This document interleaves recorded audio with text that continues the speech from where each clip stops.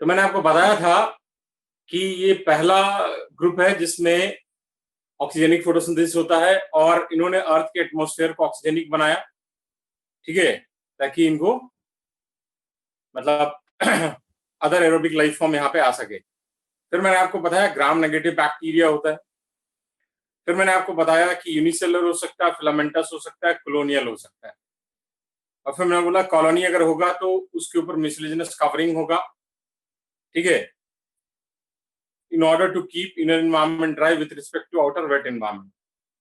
फिर मैंने आपको बताया it can be fresh water, marine और terrestrial, ठीक है। एक्वेटिक होता है, फ्रेश वाटर मैराइन भी हो सकता है, मतलब मीठे पानी में, खारे पानी में, प्लस टेरेस्ट्रियल भी हो सकता है, ठीक है।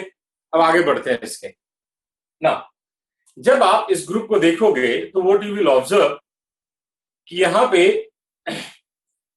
कोई भी मोटाइल स्टेज नहीं होता है, मतलब कोई भी इसके लाइफ साइकिल में ऐसा स्टेज नहीं होगा जिसके पास लोकोमोशन के लिए कोई स्ट्रक्चर हो, सीलिया फ्लैजेला टाइप से कुछ, ठीक है। राइट ऑन, नेक्स्ट पॉइंट लिखे। In life cycle of blue green algae, in life cycle of blue green algae there is no motile stage, there is no motile stage, ठीक है। Next point, ये water में रहते हैं तो float करते हैं, बॉयंट होते हैं। तो होता क्या है कि इनके अंदर जो होता है वो गैस वैक्यूल प्रेजेंट होते हैं, ठीक है।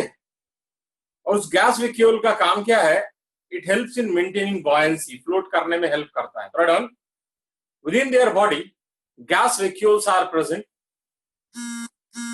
gas vacuoles are present which helps in maintaining buoyancy, float करने में help करता है, which helps in maintaining buoyancy, ठीक है। नेक्स्ट पॉइंट, जैसे मान लीजिए एक ब्लू ग्रीन algae है, ठीक है, एक ये ब्लू ग्रीन algae है, तो इसके अंदर साइटोप्लाज्म होगा। तो जो इसका साइटोप्लाज्म होता है वो दो डिफरेंट जोन्स में डिवाइडेड होता है। ये जो सेंट्रल वाला पार्ट है इसको हम लोग कहते हैं सेंट्रोप्लाज्म। कोई मेम्ब्रेन नहीं है, मैं सिर्फ समझने के लिए बता रहा हूं, यहाँ मेम्ब्रेन बाउंड स्ट्रक्चर नहीं होगा।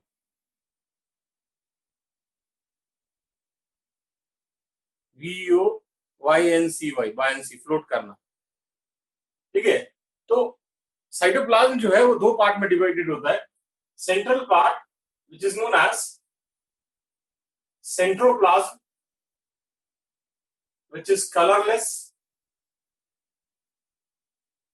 और पेरिफेरल पार्ट जहां पे फोटोसिंथेटिक पिगमेंट प्रेजेंट होता है, and this is known as chromoplasm. Here photosynthetic pigment is present,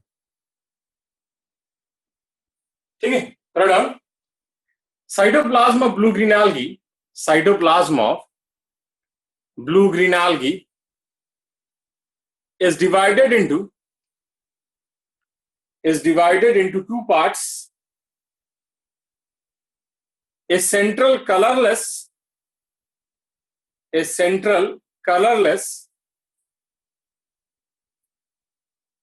centroplasm, a central colorless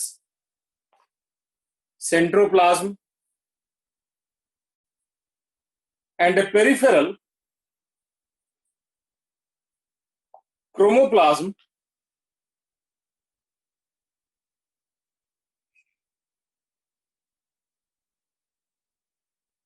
a central colored chromoplasm which contains photosynthetic pigment,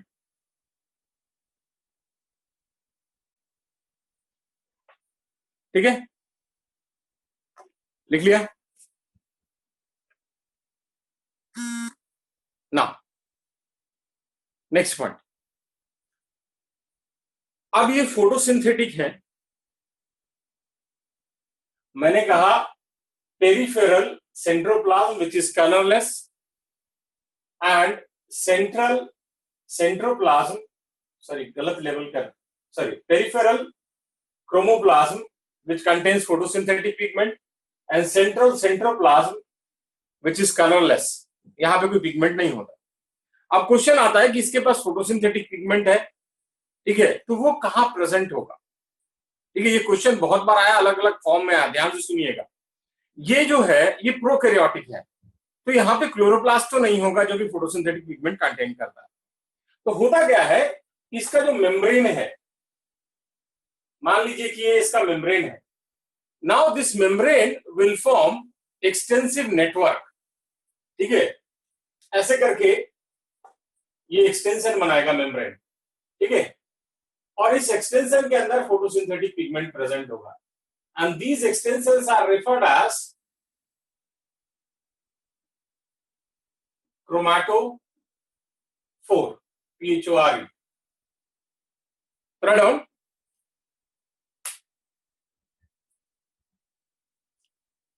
In case of blue-green algae,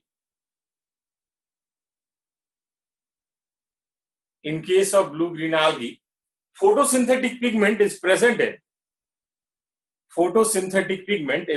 in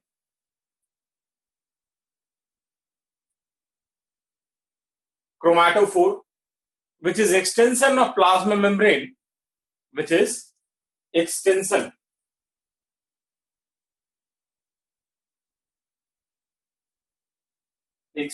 of plasma membrane and forms network.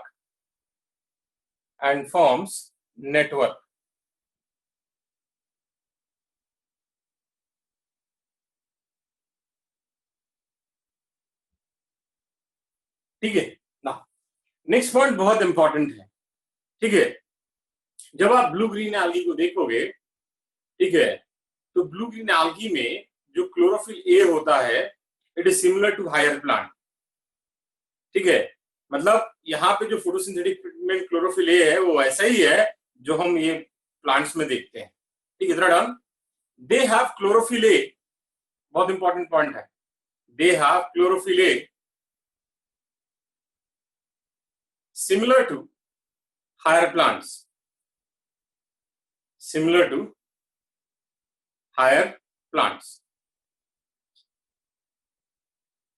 ठीक है, next point.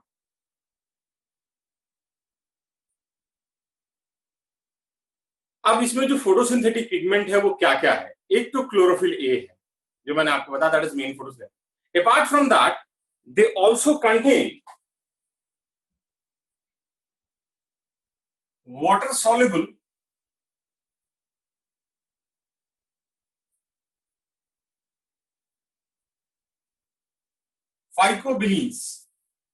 water soluble phycobilins, like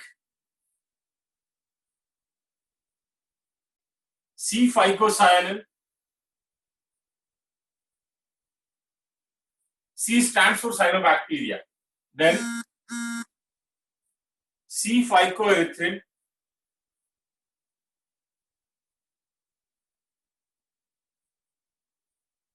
and L-phycocyanin. ठीक है, ये C-phycocyanin है, it is blue in colour. C-phycoerythrin जो है, it is red in color, and L-phycocyanin is also blue in color. ठीक है, write down. Apart from chlorophyll A,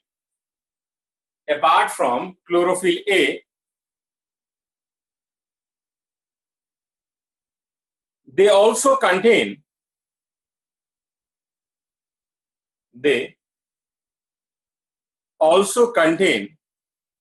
water soluble phycobilins, that is C-phycocyanin, in bracket red and blue, C-phycoerythrin, C-phycoerythrin, in bracket write down red, and L-phycocyanin, in bracket write down blue.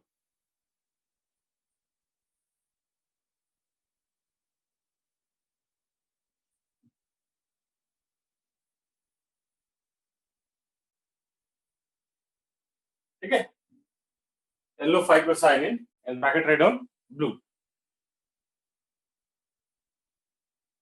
C-phycocyanin, PHYCOCYNIN, board नहीं दिख रहा साफ. C-phycoerythrin, PHYCOERYTHERIN. ठीक है. Then ALLO, PHYCOCYANIN, C-L-phycocyanin. Sorry, not C-L-phycocyanin. Now, जब आप blue green algae को देखोगे, ठीक है, जब आप ब्लू ग्रीन algae को देखोगे तो what you will observe, there is predominance of this C-phycocyanin. मतलब मेन जो predominant दिखता है आपको, that is C-phycocyanin. And because of the predominance of C-phycocyanin, it is known as blue green algae. क्योंकि ये ब्लू कलर इम्पार्ट करता है. ऐसा नहीं है कि ब्लू आपको दिखता है, बट ब्लू कलर हम लोग उसको ब्लू ग्रीन algae बोलते हैं इस पिगमेंट के डोमिनेंस के कारण. Right on. because of dominance of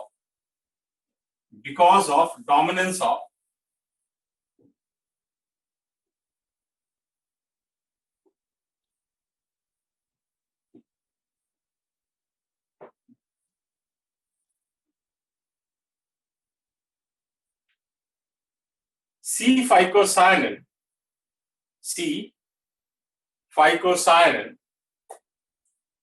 it is known as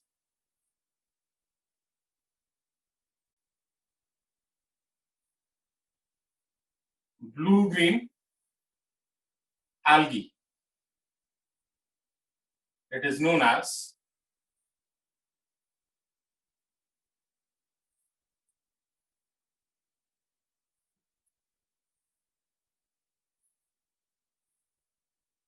blue green algae. ठीक है. अच्छा, आपने ऐसा क्या बताया था लास्ट वन के अंदर. हाँ, आपने ऐसा चश्मा देखा होगा जिसको आप धूप में पहन के जाते हैं तो वो डार्क हो जाता है और घर के अंदर आते हैं तो लाइट हो जाता है ना. फोटोक्रोमैटिक फ्रेम कहते हैं इसको.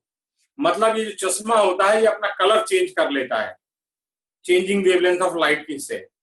वैसे ही ये जो ब्लू ग्रीन algae होता है, they can also change their body color with respect to changing wavelength of light. With the change in wavelength of light, they can change also their body color. And this is known as photochromatic adaptation or Gaidukov's phenomenon. Write down. Next point लिखिए. Blue green algae can change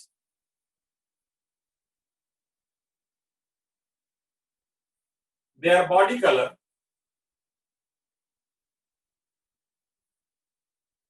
with respect to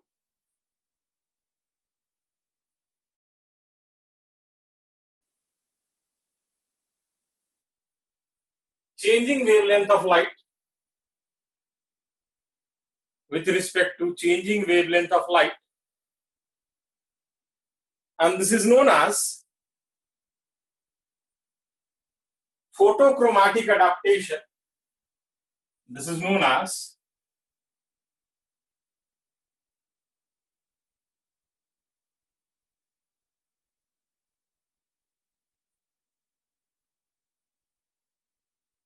photochromatic adaptation or Gaidukov's phenomenon.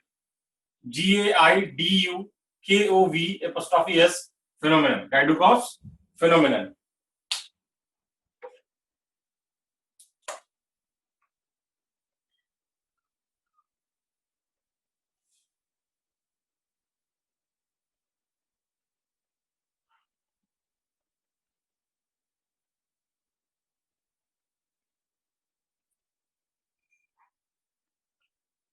ठीक है, लिख लिया.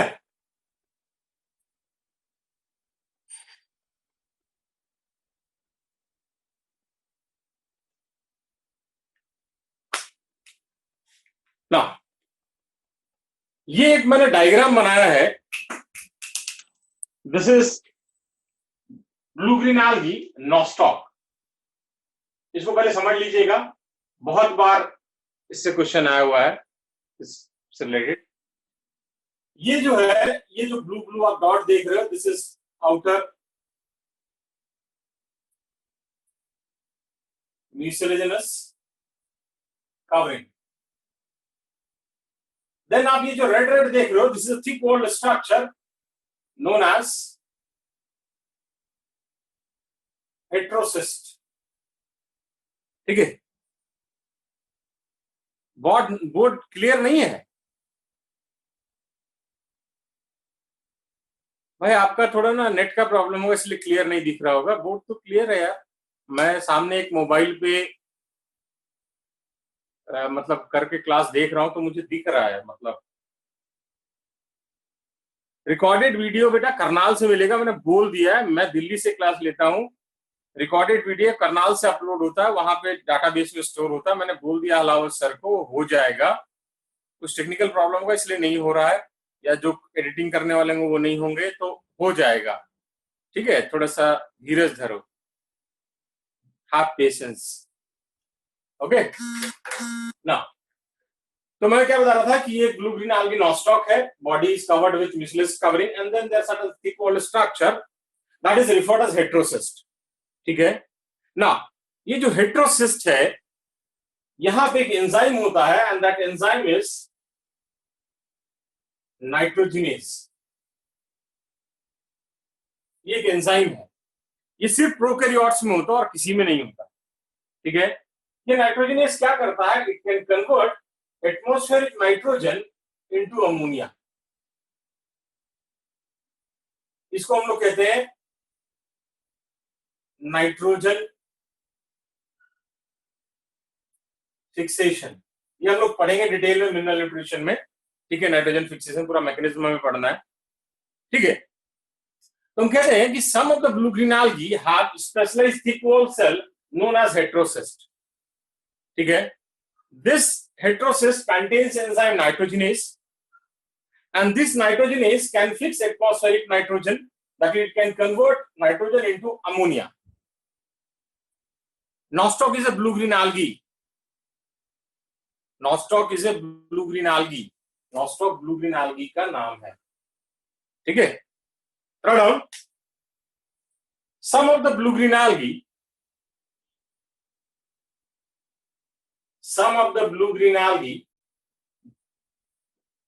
like Nostoc, like Nostoc, Anabaena,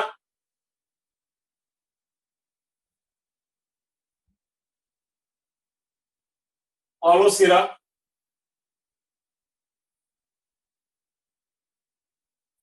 Oscillatoria,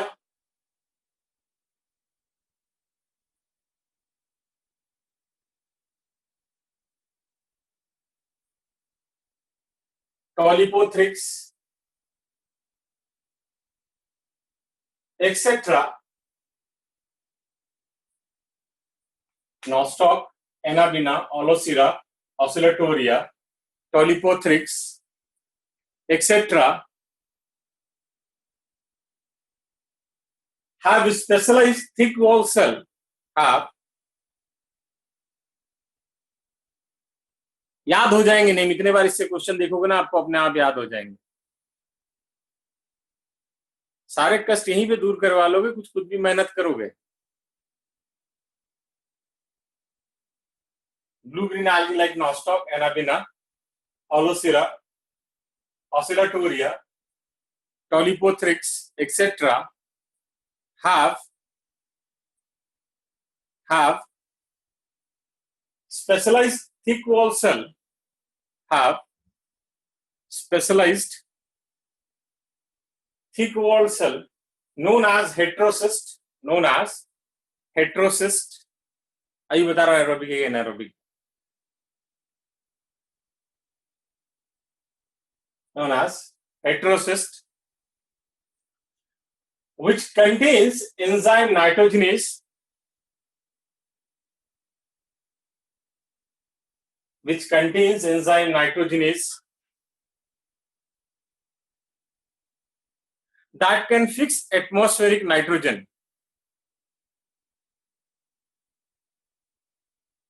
That can fix atmospheric nitrogen. लिख लीजिए, nitrogen gas to ammonia. That's why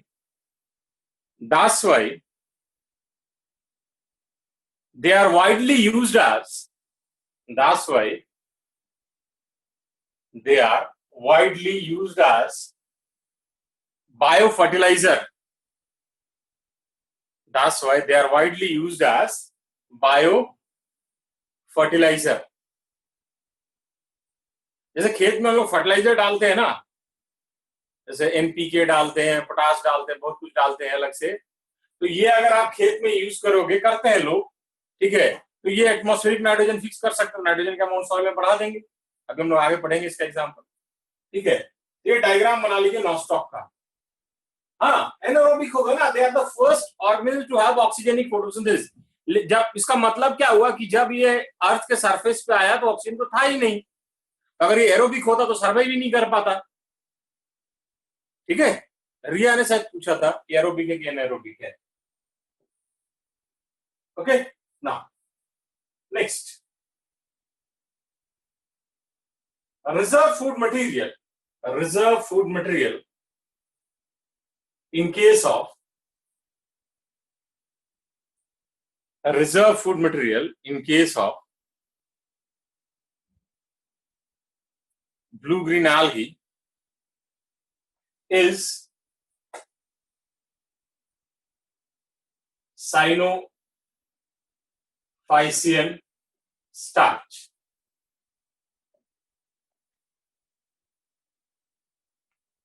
cyanophycean, cyanophycean starch. Reserve food material in case of blue green algae is cyanophycean starch.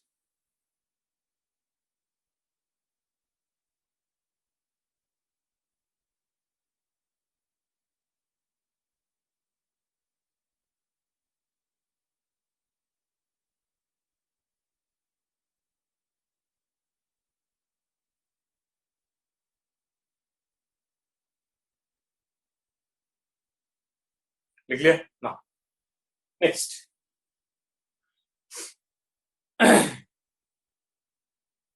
अगर आप देखें तो ये जो blue green algae है, ये फोटोसिंथेसिस कर सकता है, मतलब अपना खाना बना सकता है, और नाइट्रोजन भी फिक्स कर सकता है. ठीक है, तो ऐसा कोई भी ऑर्गेनिज्म नहीं है ये दोनों काम कर सकता है, कि अपना नाइट्रोजन भी फिक्स कर ले और खाना भी बना ले. तो हम कहते हैं कि metabolically they are the most independent organism, as they can fix atmospheric nitrogen as well as they can carry out photosynthesis. Point समझ में आया? Pradhan, metabolically they are considered as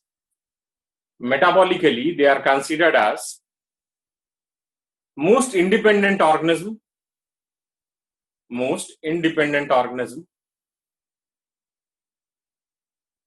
because they can fix atmospheric nitrogen as well as they can carry out photosynthesis.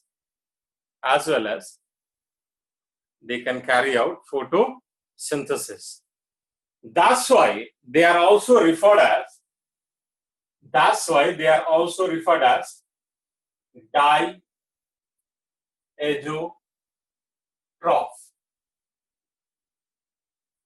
मतलब दोनों काम कर सकता है, इसलिए thus as well as photosynthesis, nitrogen fixation as well as photosynthesis. That's why they are referred as diazotroph. diazotroph, diazotroph. Next, reproduction in blue green algae. Next heading लिखिए, reproduction in blue green algae. बहुत detail में नहीं पढ़ना, हमें बहुत थोड़ा पढ़ना, हमारे मतलब का थोड़ा सा है. ठीक है, reproduction in blue green algae.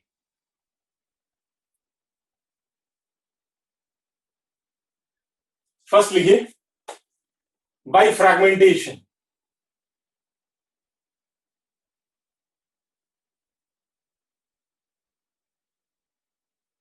by fragmentation, as well as the karyotypes. That's why they are most known as diazotrophs. Yes, ठीक है.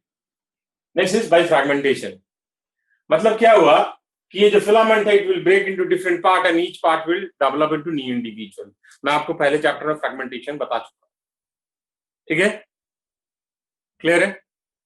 Second,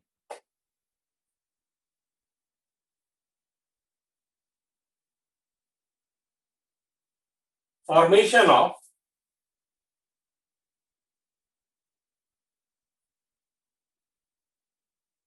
akinates, formation of akinates, AKINETS, formation of akinates. तो ये क्या होता है इसको पहले समझ लो फिर थोड़ा सा लिख लेंगे. देखो होता क्या है, जैसे मान लो ये एक नॉनस्टॉप का फिलामेंट है. ठीक है, ये एक नॉनस्टॉप का फिलामेंट है और अनफेवरेबल कंडीशन आया. ठीक है, तो अनफेवरेबल कंडीशन में सर्वाइव नहीं कर पाएगा. तो ये क्या करेगा, इसके सेल्स जो है ये लार्ज अमाउंट में रिजर्व फूड मटेरियल इकट्ठा कर लेंगे. They will store large amount, सारे नहीं बट काफी सारे से. They will store large amount of reserve food material and then they will develop thick wall around it. अपने चारों तरफ thick wall बना लेंगे.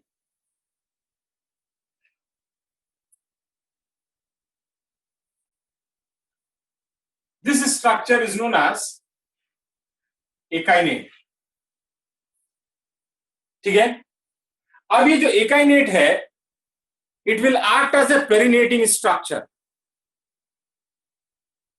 It will act as perinating structure, that is under unfavorable condition it will help in survival, and when favorable condition arrive it will germinate to form new individual. मैंने क्या कहा कि जब unfavorable condition रहेगा तो cell of this filament will, some cell of this filament will accumulate large amount of reserve food material and then it will develop thick wall around it. This resultant structure is known as akinete. It acts as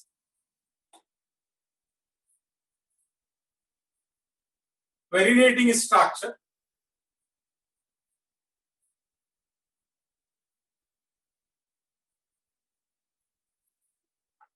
and helps in survival during unfavorable condition. And when favorable condition arrives, it germinates to form new individual. ठीक है, third formation of akinete. Under unfavorable condition,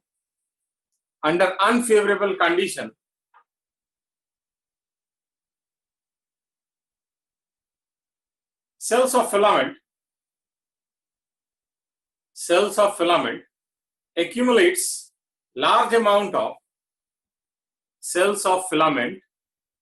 accumulates large amount of reserve food material, and develops thick wall around it,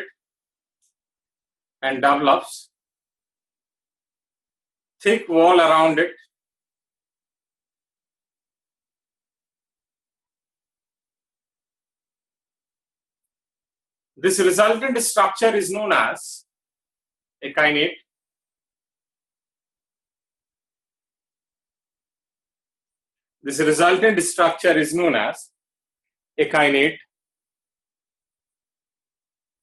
Which acts as perinating structure. किसी ने पूछा कि endospore formation और एकाइनेट में क्या difference है. बहुत डिफरेंस है, डेवलपमेंटल प्रोसेस का डिफरेंस है. बस दोनों का फंक्शन यही है कि दोनों पेरिनेटिंग स्ट्रक्चर की तरह काम करते हैं, मतलब अनफेवरेबल कंडीशन में सर्वाइव करने में हेल्प करेंगे और जब फेवरेबल कंडीशन आएगा तो उसको जर्मिनेट करने में हेल्प करेंगे. थर्ड लिखिए hormogonia formation. Third is mode of reproduction में हॉर्मोगोनिया फॉर्मेशन। देखो मैकेनिज्म आपसे कोई नहीं पूछेगा कि हार्मोगोनिया का फॉर्मेशन कैसे होता है, बट मैं आपको समझा दे रहा हूं, ठीक है, सिर्फ समझने के लिए, कुछ उसको मर्जी आपकी, उसके बाद याद करने के लिए खाली आपको याद रखना है कि हार्मोगोनिया फॉर्मेशन जो होता है वो ब्लू ग्रीन algae में होता है। मैकेनिज्म आपसे कोई नहीं पूछेगा कैसे फॉर्म होता है, बट मैं आपको थोड़ा समझने के लिए सिर्फ बता दे रहा हूँ, ठीक है। जैसे मान लीजिए फिलामेंटस ब्लू ग्रीन algae है,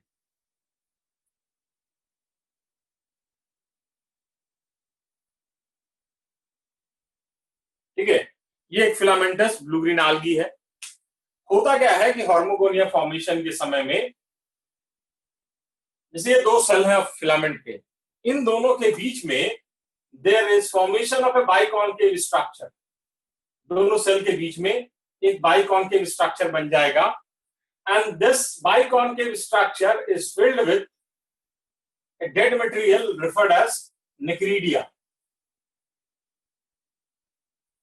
तो दो सेल के बीच में डेड स्ट्रक्चर आ गया तो ये दोनों सेल क्या हो जाएंगे, सेपरेट कर जाएंगे, and these separated cells are referred as hormogonia। मैंने कहा at the time of hormogonia formation a biconcave structure will appear between cells of filament which gets filled with dead mucilaginous substance, that is Necridia, which helps in separation of these cells, and as a result this separated part is referred as hormogonia, and this hormogonia under suitable condition can develop into new individual।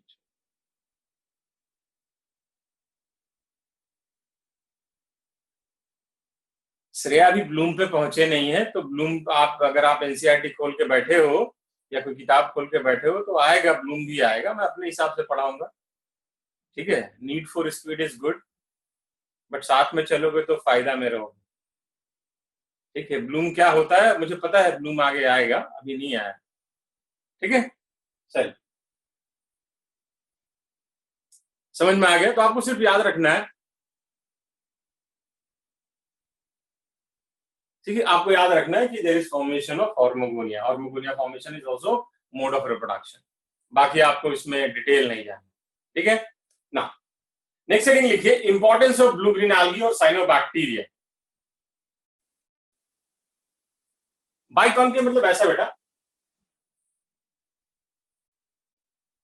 अभी पढ़ोगे physics में,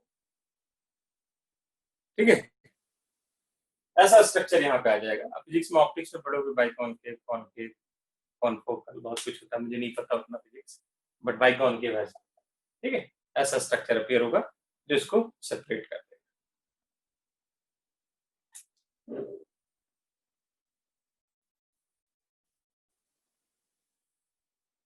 जरूरत नहीं है बेटा लिखने का, पूछ क्यों आपने आप क्लटर जमा करना चाह रहे हो। आप सिर्फ याद रखो कि हार्मोगोनिया फॉर्मेशन जो है वो एक मोड ऑफ रिप्रोडक्शन, आपसे कोई मैकेनिज्म नहीं पूछा, जहां भी जरूरत होगी लिखवाने की मैं खुद लिखवाऊंगा, ठीक है।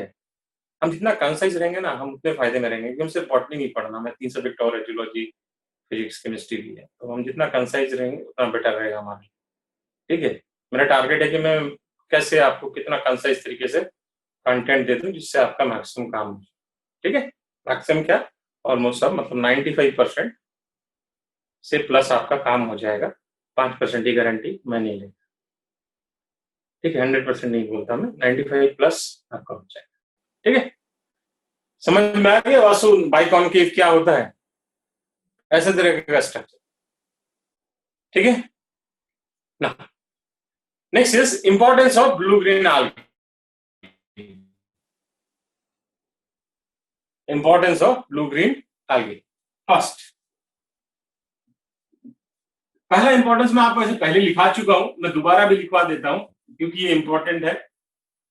They are the first organism, they are the first organism to have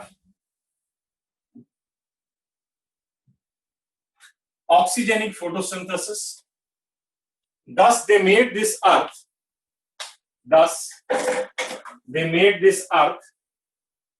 hospitable for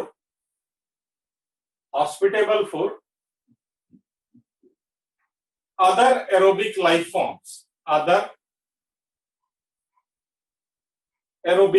forms, hospitable for other aerobic life forms. They are, यार ये पहला पॉइंट जो ब्लू ग्रीन एल्गी का है जो आपको लिखवाया ना, वही पॉइंट मैं दोबारा बोल, they are the first organism to have oxygenic photosynthesis, thus they made this earth hospitable for other aerobic life forms। ठीक है ना। सेकेंड, मैंने आपको बताया they can fix atmospheric nitrogen, ठीक है, they have ability to fix atmospheric nitrogen and that's why they are used as biofertilizer। थोड़ा next point लिखिए, as they can fix atmospheric nitrogen, as they can fix atmospheric nitrogen, they are used as biofertilizer, they are used as biofertilizer। एक समय पे ये topic जो था, ये अभी हम लोग 12th में भी इसको पढ़ेंगे, ठीक है, तो ये बड़ा फेवरेट टॉपिक होता था एग्जामिनर का क्वेश्चन पॉइंट ऑफ व्यू से, बहुत दिन से क्वेश्चन नहीं आया लेकिन ये इंपॉर्टेंट होता था, हर साल इससे क्वेश्चन किसी ना किसी फॉर्म में आता है। फॉर एग्जाम्पल लिख लीजिए,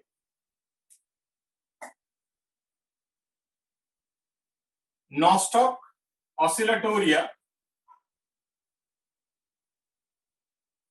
are used as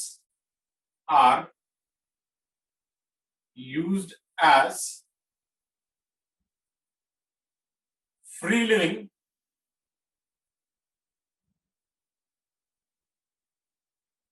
nitrogen fixer, are used as free living nitrogen fixer. पहला, दूसरा एग्जांपल लिखिए, anabaena along with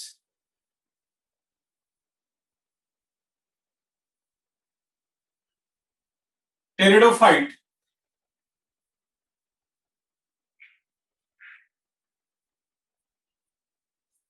azolla, AZOLLA, pteridophyte azolla is used as biofertilizer in paddy or rice field, rice को ही paddy कहते हैं, are used as biofertilizer in paddy और rice field, are used as biofertilizer in paddy और rice field. Third लिखिए example, इससे बहुत बार आप देखना प्रीवियस ईयर में क्वेश्चन है थर्ड वाला, अब नहीं आता लेकिन पहले बहुत बार आया हुआ। ऑल्गोसिरा and टोलिपोथ्रिक्स, Olosira and Tolipothrix are used as free living nitrogen fixer, are used as free living nitrogen fixer in paddy or rice field, paddy or rice field। काफी एक एग्जाम्पल, ये वही सब नाम है जो पहले आपको मैंने बताया, दोबारा आपको ये करवा दिया, ठीक है। एक ब्लू ग्रीन, नेक्स्ट पॉइंट, एक ब्लू ग्रीन एल्गी होता है जिसका नाम है स्पारुलिना, ठीक है, SPIRULLINA। स्पारुलिना जो है it is very rich in protein, rich in protein, ठीक है। तो इसका हम लोग क्या करते हैं, क्या होता है, क्या क्या होता है गुरांगी, क्या क्या होता है, क्या पूछ रही हो भाई, मैंने देखा नहीं, ठीक है। स्पारुलिना ब्लू ग्रीन एल्गी है, स्पारुलिना एक ब्लू ग्रीन एल्गी है जो कि रिच इन प्रोटीन है। इसका टैबलेट्स बना के मार्केट में बेचते हैं एज ए प्रोटीन सप्लीमेंट और फूड सप्लीमेंट। आप जाओगे ना दुकान में तो आपको मिल जाएगा मेडिकल स्टोर में, स्पारुलिना टैबलेट्स बोलोगे आपको डिब्बा पकड़ा देंगे वो।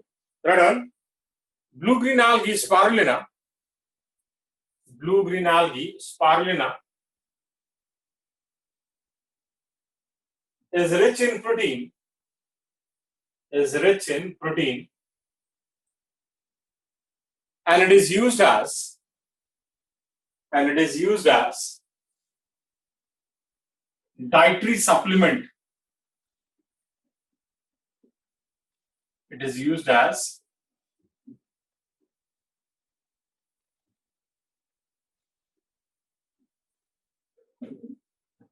Dietary supplement. ठीक है, अगर किसी को प्रोटीन वगैरह की कमी है, जरूरत है, तो टैबलेट्स खा के अपना प्रोटीन का रिक्वायरमेंट फुलफिल कर सकते हैं ना। Next point, they cause Bloom of polluted water. They cause Bloom of polluted water. अरे ब्लू ग्रीन एल्गी का इंपॉर्टेंस बता रहा हूं, तो कौन क्या होगा? ब्लू ग्रीन एल्गी की बात कर रहे हैं, तो कौन कहां से आएगा? They cause Bloom of polluted water,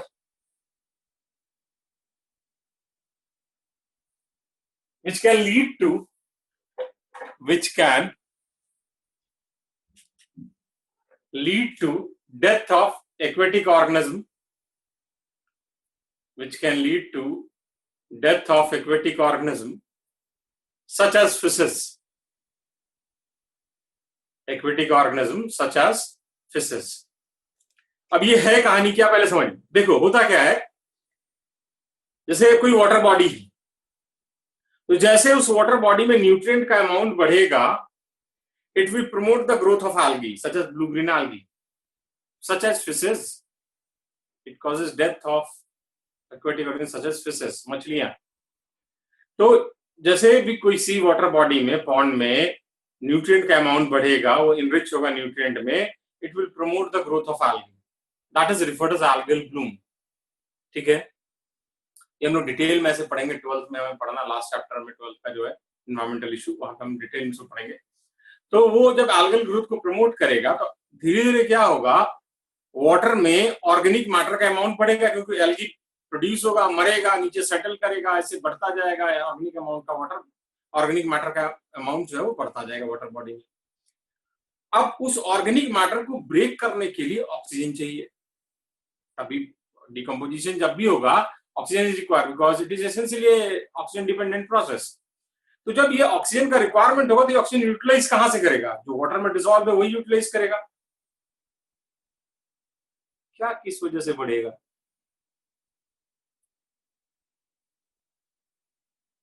कौन सा चीज किस वजह से बढ़ेगा? Organic matter. अरे मैंने कहा, फिर से सुनो यार, पहले सुन लो, फिर अपने डाउट लिख लेना, फिर एक बार पोस्ट कर देना, मैं बता दूंगा। पहले सब ध्यान से सुन लो, बीच में रोके तो मैं भूल जाता हूँ कहाँ क्या बता रहा हूँ। मैंने ये बताया कि जैसे मान लो एक तालाब बना, ठीक है, आपने अपने तालाब बना दिया। अब उस तालाब में क्या हो रहा है कि आपके खेत का पानी बहते जा रहा है, लोग वहां पे कपड़े धो रहे हैं, गोबर उसमें जा रहा है, तो धीरे धीरे क्या होगा, उस वाटर बॉडी में न्यूट्रिएंट का अमाउंट बढ़ेगा। ठीक है, जब न्यूट्रिएंट का अमाउंट बढ़ेगा, तो रिजल्टेंट क्या होगा कि वो एल्गल ग्रोथ को प्रमोट करेगा, एल्गी का उसमें ग्रोथ होगा, इसी को हम लोग एल्गल ब्लूम कहते हैं। ठीक है, जो ब्लूम ऑफ पॉल्यूटेड वाटर कह रहे हैं, तो एल्गल ब्लूम हो गया। अब ये जो एल्गी पैदा हुए वो मरेंगे भी ना, ठीक है।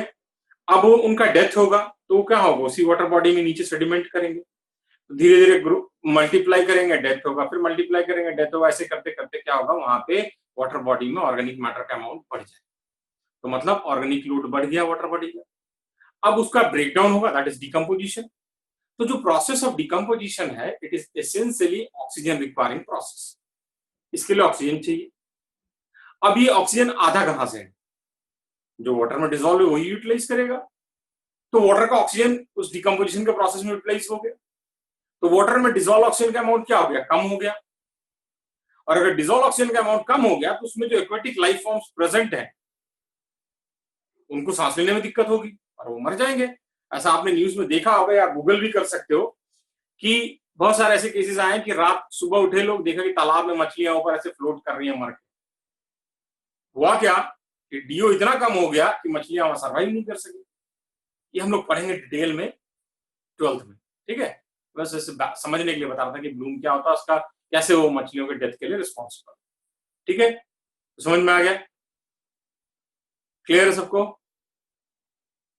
सर स्पारुलिना, क्या स्पारुलिना यार ब्लू ग्रीन एल्गी है और इसमें प्रोटीन का अमाउंट ज्यादा होता है, उसको हम लोग प्रोसेस करके उससे टैबलेट बना लेते हैं, और अगर आप उसको खाएंगे तो आपकी बॉडी में अगर प्रोटीन की कमी है तो वो दूर हो जाए, ठीक है, डाइजेस्टेबल प्रोटीन।